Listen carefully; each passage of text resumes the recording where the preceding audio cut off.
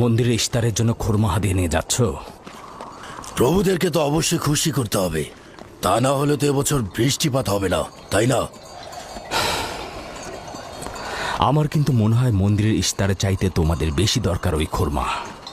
তোমার কাজ হচ্ছে আমাদের খোদাকে অপমানিত করে আমাদেরকে রাগান্বিত করা, তাই তো? তোমরা কি নিশ্চিত যে ইস্তারের মন্দিরের ওই পাথরের মূর্তিগুলো সত্যিকার অর্থে বৃষ্টি বর্ষিত করতে পারবে? তোমার এসব কুফুরি কথাবার্তার কারণেই আমাদের মন্দিরের খোদা নাখোশ হয়েছে, আর এই কারণেই ফাদ্দানের আকাশে আজ মেঘ নেই।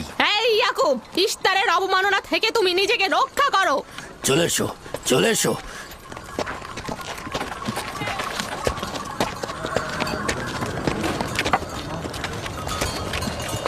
এটা তোমাদের কেমন বিবেচনা? তোমরা শক্তিশালী ও দয়ালু এক খোদাকে রেখে নির্জীব পাথরের উপাসনা করছো।